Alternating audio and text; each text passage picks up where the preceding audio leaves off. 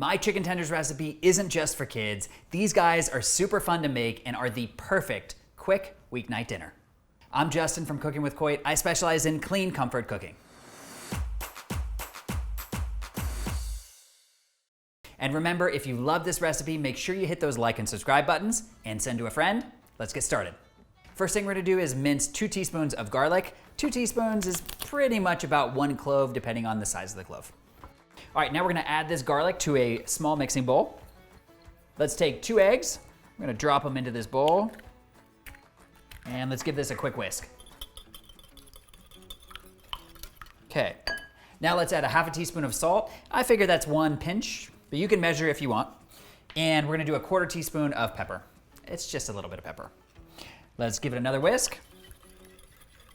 All right, now we are going to add these chicken tenders and let them sit into this egg mixture. And as we're working on the other stuff, they're just gonna be marinating a little bit with the garlic and the salt and pepper. We can set this aside. Next thing we're gonna do is work on assembling our dry ingredients. So we're gonna start with 1 cup of panko. If you guys haven't used panko before, they are essentially Japanese breadcrumbs. They give an incredible texture to whatever you put them on. Usually they're used in recipes where you want a super crispy breaded exterior. That's exactly what we want with these chicken tenders. There's a cup of panko. Next, we're gonna add a 1/4 cup of Parmesan cheese. Now we're gonna add our spices. We're first gonna start with 1 teaspoon of paprika. Next, we're gonna add 1 teaspoon of garlic powder. And last but not least, we're gonna add 1 teaspoon of onion powder. Let's give this a quick mix until everything is well combined. All right, guys, so now that we've prepared all of our ingredients, you can see what our big plan is. We have created a dredging station. We've got our egg, garlic, salt, pepper, and the chicken tenders marinating on the right. We've got our dry panko mixture right in the middle. And I've got the parchment lined baking sheet on my left. There's one more thing I need to do to prep this baking sheet, and that is spray it with a little bit of olive oil. That's gonna do 2 things. It's gonna help the tenders crisp up a little bit on the bottom as they're cooking, and it's also gonna keep them from sticking. So let's just give this parchment paper just a little bit of a spray. It can be a very light coat. All right, now for the dredging. So we're gonna work right to left, and I have a very important and very cool tip for you. We're gonna use our right hand to take the chicken tenders from this bowl and put them in here. Then we're gonna switch hands. We're gonna use this hand to bread them in the panko mixture and put over on the sheet here. The reason why we keep our hands separate is because one hand is wet, one hand is dry, and it keeps your fingers from getting super caked up. So let's start here. Make sure we got a good amount of egg on these tenders. Then we drop it into the bowl with our right hand. I'm going to take my left hand now and throw a little bit of this panko mixture on top and just push it in. Very important to give it a little bit of tap because you really want all of this breadcrumb mixture to stick to the chicken tenders. Okay, now what we do is give it a little shake and then pop it right onto the parchment.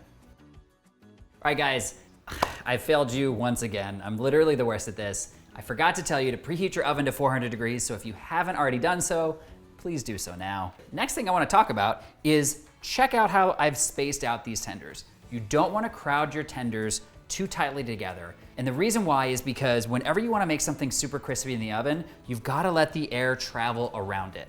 And if the tenders are pushed too close together, that air can't move. All right, so here's the next thing we need to do. Grab your trusty olive oil spray and give these guys a nice light coating. This olive oil spray is really gonna help them crisp up in the oven as well. Now, I think a lot of people probably wonder, like, when I say clean comfort food, what does that mean? And how can chicken tenders be clean? But as you noticed, these chicken tenders are very clean. Like, we've used egg, garlic, some spices, a very little bit of olive oil. We're not submerging them in oil and deep frying them. It's just a nice light coating. So I would say these chicken tenders are 100% clean comfort food, and I hope you guys love them. All right, now we're gonna pop these in the oven and cook for 7 minutes, and then we're gonna flip them over. All right, guys, we're 7 minutes into the cooking time. Let's see how we're doing.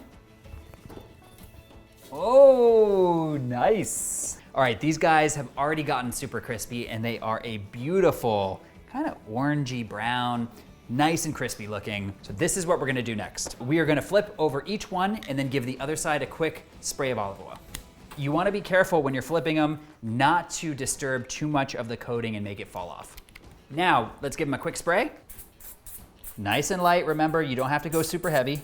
Oh, I just ran out. Well, oh, I think I have an extra, hang on. Yes, I have a backup. There we go. All right, we are going to pop these guys back on the oven and cook for another 5 minutes. All right guys, so I have this optional step I wanted to show you. So these tenders are pretty much all the way done and they look beautiful. Let me turn on the light. They look so beautiful. If you wanted to make them a little crispier, here is one thing you could do.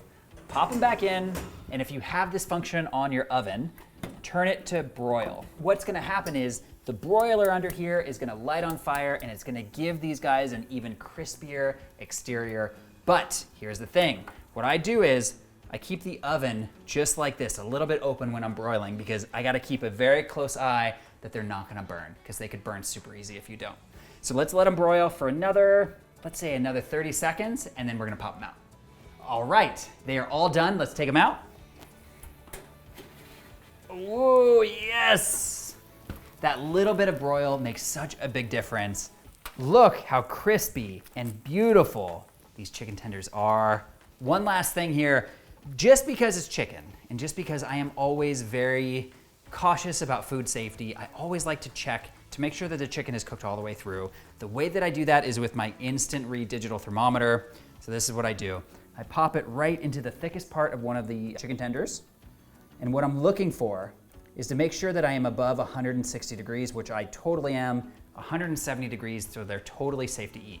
All right, these chicken tenders look so incredibly good. I cannot wait to give them a try. But before I do, if you love this recipe and you wanna see more just like it, check out my healthy recipes playlist. Okay, let's try them. All right guys, so this is how I garnish my chicken tenders. I use a little bit of chopped parsley, just sprinkle them all over. Parsley goes great on pretty much anything. Then I am going to dip them in my favorite dipping sauce, ketchup. All right, let's see how we did. Ooh, look at how juicy this is. Aman, get a shot of this. Look at how juicy that chicken is. Oh, that's so good.